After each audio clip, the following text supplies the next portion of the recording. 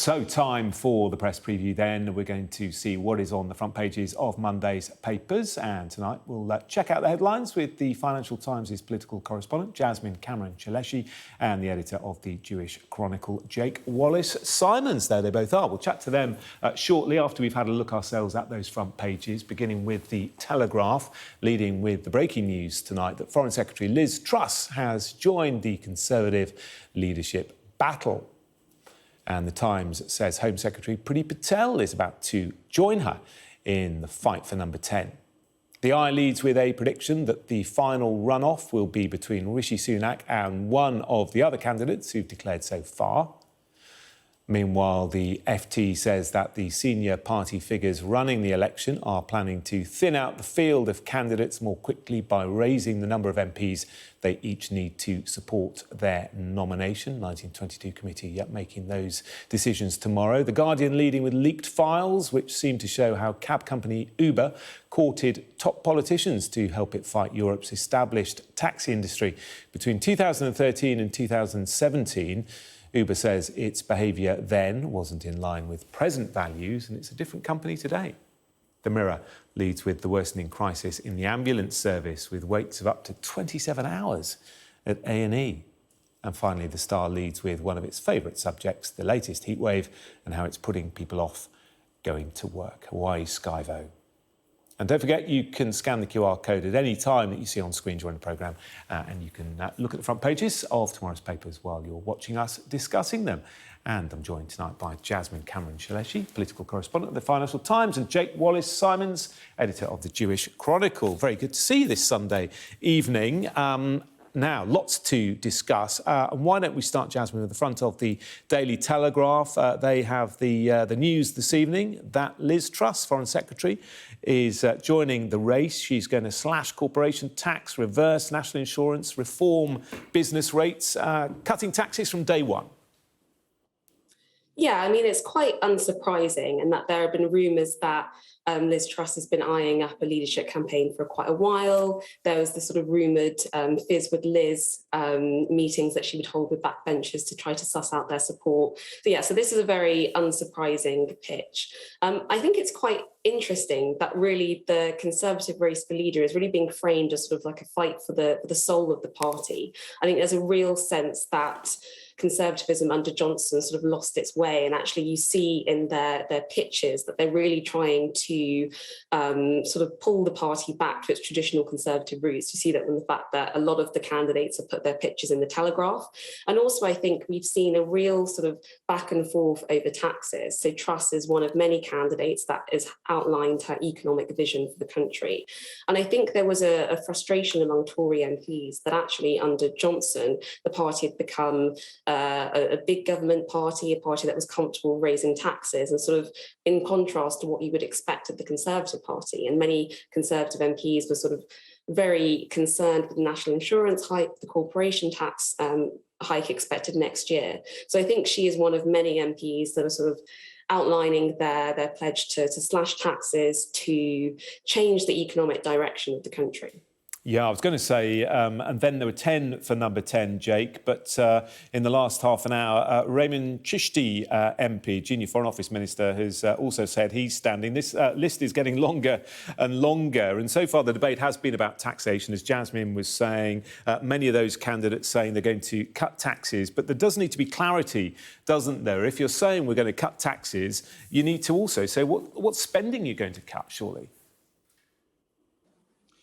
That's right. Well, I think that the thing about tax is that that's the totem for the Tory party membership.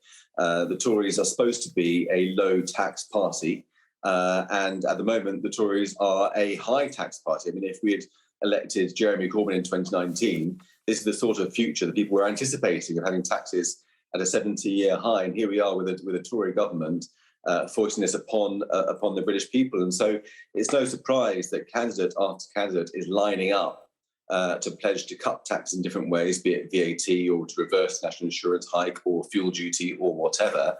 But the only candidate that's finding it difficult to make that pledge, of course, is Rishi Sunak.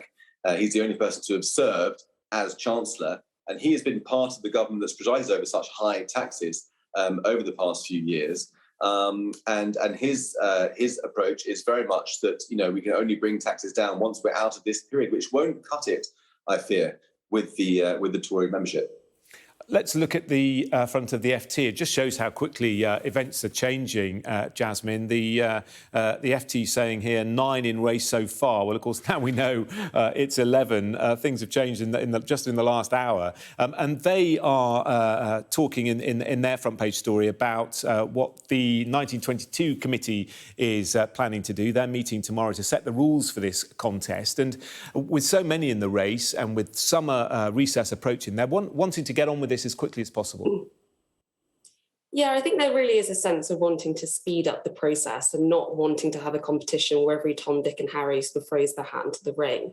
And I do think there is a general feeling that while Johnson is Prime Minister, there's a sense that the government is in office but not really in power and can't really get any of these key policies done.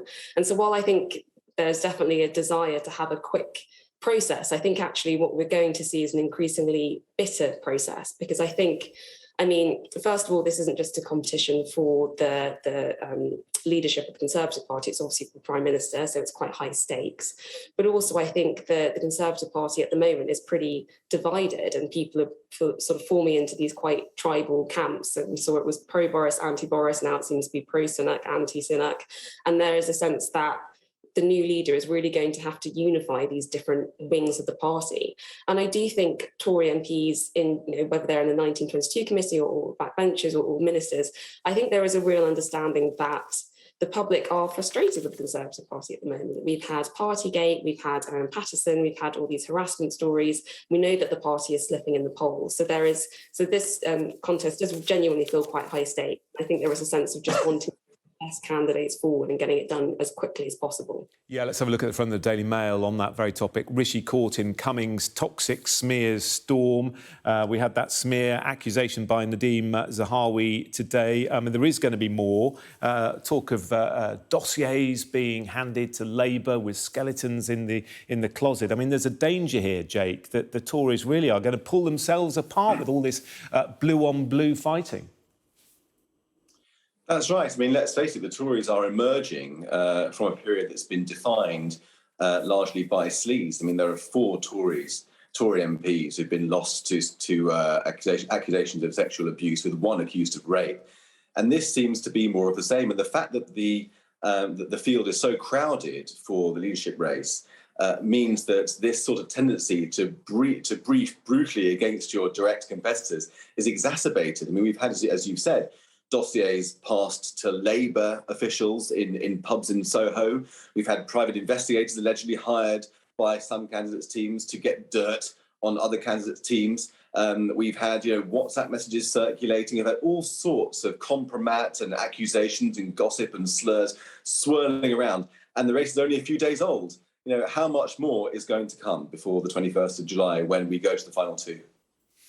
We've talked about tax today. There are other issues which are going to come up in coming weeks, Jasmine: gender identity, foreign affairs as well.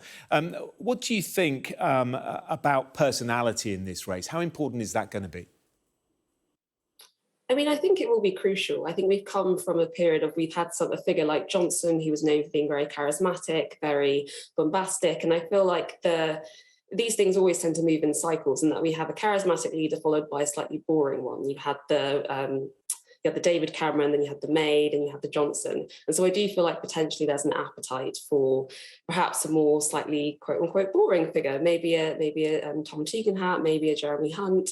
But I think crucially, one of the key things that the new candidate will need to establish, whoever they are, is I feel like they'll need to win back the trust of Tory MPs and the public. We've had several months of sleaze stories, and there's been a real sense that under Johnson's government, it sort of had quite a slippery relationship with the truth and sort of the rules. And I think whoever the new person is, they will have to establish that their administration is one that is going to play it by the rules, is going to play it by the letter, and that actually they can be trusted, whether it's a minister coming out on the morning round communicating to the public, whether it's the PM spokesperson communicating to journalists. I think establishing trust will be the crucial thing, regardless of their personality. Yeah, quick thought on this from you, Jake. I mean, who do you think can cut through and make it to the final two? Goodness me, well, that's a very difficult question. I mean, the Mail is saying that it's going to be Rishi Sunak against another. I think that could be true. But I think that we need to take a lot of care to look at what's happening on the Tory right at the moment. It's a very crowded field. You've got Kemi Badenoch, a very sound voice on the right. You've got Suella Braverman as well, competing for the same support. You've got Liz Truss, who is a Remainer, but is nonetheless reinventing herself as a candidate of the right.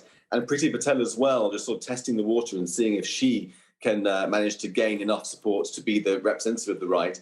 And with all of these people vying for the same sort of space, blood will be let quite quickly, and you'll begin to find a candidate to represent the Tory right emerge to be up against Rishi Sunak in the final two.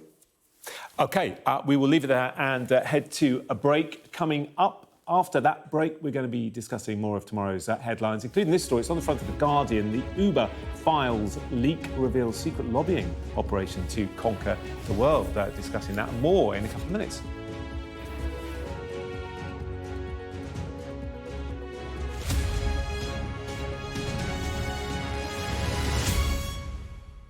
Welcome back. Part two of the press preview. Jasmine and Jake still with us. Jasmine, front page of The Guardian. I mean, this is quite the story, isn't it? Guardian exclusive. All about Uber. Yeah, so it's quite an extraordinary investigation. So the paper has got hold of, I think it's over 100,000 documents spanning between 2013 and 2017, looking at communications between Uber's executives and sort of leading political figures. And it really builds a picture of quite an interconnected web of Uber executives liaising with Macron when he was economy minister, liaising with senior officials in the European Commission, all to bolster the influence of Uber, all to help the company grow. If we remember, actually, this was at a period when the company was still trying to establish itself. It wasn't the mega giant that it's now today.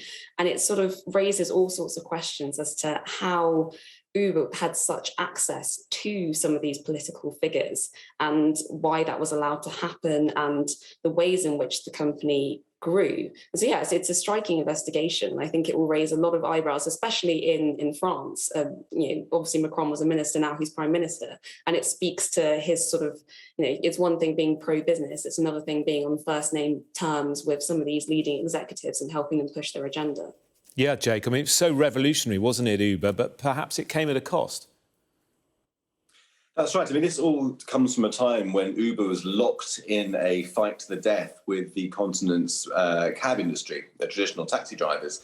Particularly in France, there were protests against Uber, as you'll recall. And Uber basically eventually won. I mean, Uber is a ubiquitous brand now. It's worth hundreds of millions of pounds per year.